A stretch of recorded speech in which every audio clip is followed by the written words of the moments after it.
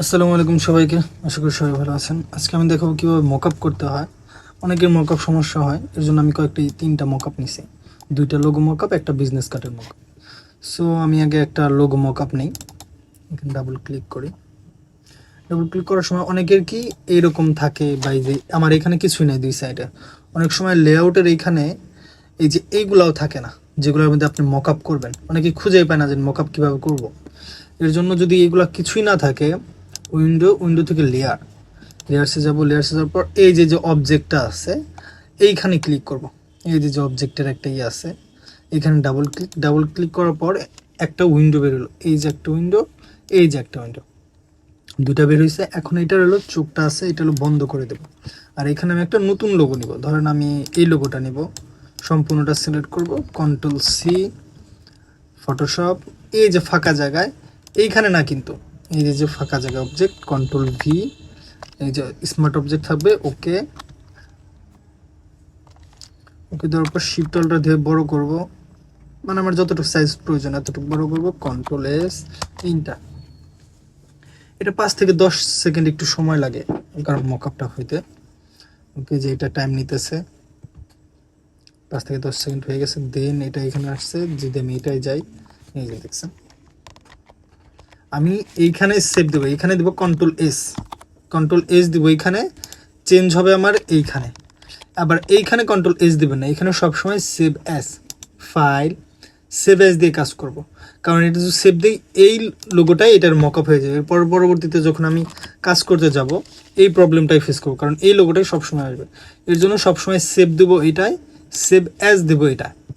তারপর যদি আমি আরেকটা মকআপ করি, একটা 3D মকআপ, দেখেন এটা লেয়ার কোনো শো করতেছে না। আবার এই যে লেয়ারের আইকন, এটা এই যে ইউর লোগো, এই যে এইখানে যে একটা আছে স্ক্রিনশটে আমি একটু দেখাই দেই। এই যে এই ছোট একটা অবজেক্ট, এই অবজেক্টে কি করব, ডাবল ক্লিক করলে আরেকটা ইন্টারফেস চলে আসছে। এটা চোখটা বন্ধ করে দেই। তারপর আবার আমি এই লোগোটা নেই, কন্ট্রোল সি, এইখানে যাই, control V, enter, shift alt ধরে একটু বড় করে দেই।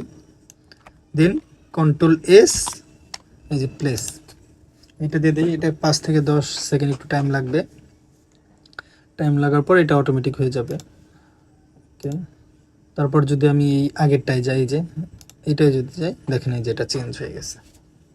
আবার এইখানে এই 3Dতে ইফেক্টের একটা অপশন আছে, এই যে ইফেক্টে যদি যাই, এই দেখেন এখানে একটা ইফেক্ট দিয়ে দিচ্ছে। যদি আমি ইফেক্ট উঠাই দেই, অরিজিনাল কালারটা আসবে।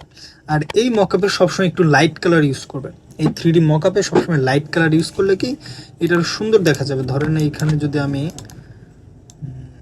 আনগ্রুপ করি, আনগ্রুপ করার পরে এটাকে একটু যদি রেড কালার দেই, এইটারে যদি এই কালার দেই, আর এইটার দিতে হলো হোয়াইট কালার, কন্ট্রোল সি, এইখানে যাই, এখানে বন্ধ, control V, enter, shift alt একটু বড় করে দেই, কন্ট্রোল এস, ইন্টার, 5 থেকে 10 সেকেন্ড টাইম নেই। ওকে, যদি এখন এটাই যাই, দেখেন এখানে লাইট কালারটা ফুটে, কারণ ব্ল্যাকের মধ্যে একটু লাইট কালারটা একটু বেশি যায়, যে হোয়াইট কালার বা লাইট কালার, তারপরে যে সবুজ কালার, এগুলো কালার এটাই যায়। এখন আসলে বিজনেস কার্ডে মকআপ করতে কীভাবে করতে হয়, আমি যদি যাই, এটার লোগো নিচে আর একটা নিচে যে বিজনেস কার্ডের, এইটা হলো এই যে কয়েকদিন আগে একটা ক্লায়েন্টের কাজ, আমার বিজনেস কার্ডও এবং কি লোগোর কাজও। আচ্ছা, বিজনেস কার্ড করার পর এটা সাইজ ঠিক মতো নেবেন, 3.5 by 2 ইঞ্চি এরকম একটু সাইজ নেওয়ার ট্রাই করবেন। যেই ডিজাইন করেন ব্যাকগ্রাউন্ড কিন্তু হোয়াইট যেন থাকে, এক্সট্রা একটা ব্যাকগ্রাউন্ড নিয়ে রাখবেন হোয়াইটে। এটাও একটা এক্সট্রা ব্যাকগ্রাউন্ড রাখছি হোয়াইটে। ধরেন আমি বিজনেস কার্ডের মকআপটা একটু ওপেন করে নিই।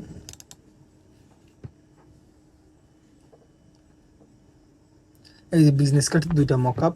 এই মকআপ যদি আপনাদের লাগে বা প্রয়োজন হয়, আমার একটু কমেন্টে জানাবেন, আমি লিঙ্ক দিয়ে দিব কমেন্টে। ওকে, একটা আছে ফ্রন্ট পার্ট আর একটা আছে ব্যাক পার্ট। এখানে ডাবল ক্লিক করি, ডাবল ক্লিক করার পর এগুলো আরও চোখ বন্ধ করে দেই। এটা হলো ধরেন আমি ফার্স্ট পার্ট, এগুলো আগে পরে দিলে সমস্যা হয় না। সম্পূর্ণটা সিলেক্ট, এই দেখেন ব্যাকগ্রাউন্ড কিন্তু আমার হোয়াইট আছে, এরকম ব্যাকগ্রাউন্ড হোয়াইট রাখবেন। Control C, Photoshop, control V, enter, shift alt ধরে একটু বড় করে দেই। এই 3.5 বা একটু বড় রাখলেও ওরকম সমস্যা হয় না।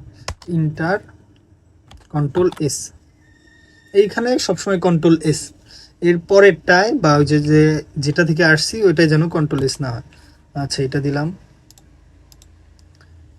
চেঞ্জ হয় না, এটা কন্ট্রোল এস দেওয়া হয় না, কন্ট্রোল এস, এই যে ঘুরতেছে, মেবি চেঞ্জ হয়েছে, এই যে চেঞ্জ হয়ে গেছে। এখন হলো উপরেরটা হয়েছে, এখন নিচেরটা নিচ দিকে নামি, এই যে এইখানে আবার ব্যাকেটটায় ডাবল ক্লিক, এইটা চোখটা বন্ধ করে দিলাম, দেন ব্যাক সাইড সম্পূর্ণটা select, control C, Photoshop, control V, enter, শিফটলটা ধরে একটু বড় করব, ইন্টার,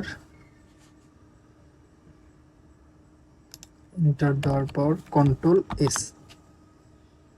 কন্ট্রোল এস দিলাম, দেখি চেঞ্জ হয়েছে নাকি, এই যে চেঞ্জ হয়ে গেছে। দেখেন এই মকআপটা সবসময় বিজনেস কার্ডের জন্য আমি প্রিফার করবো, কারণ এটা বাইরে যখন দেখবে যে এই যে এতগুলা মকআপ বা একটা বিজনেস কার্ড যদি একসাথে রাখি কীরকম দেখতে লাগবে, এটা একটা প্রিভিউ একটা দিয়ে দিচ্ছে। মকআপ বলতে একটা প্রেজেন্টেশন আর কি। সো এটা বায়াররা অনেক সময় বেশি পছন্দ করে এই টাইপের মকআপ। আর বিজনেস কার্ডটা যত সিম্পল করা যায় তত বায়াররা বেশি পছন্দ করে। ওকে, তাহলে আজকের মতন এই পর্যন্তই। যদি বিজনেস কার্ড বা লোগো নিয়ে কোনো প্রবলেম হয় বা মকআপ নিয়ে কোনো সমস্যা হয় কমেন্ট সেকশনে জানাবেন, এবং যদি মকআপ প্রয়োজন হয় তাও জানাবেন, আমি ইনশাল্লাহ দেওয়ার ট্রাই করব। সো আজকের মতন ভিডিও এই পর্যন্তই, আল্লাহ হাফিজ।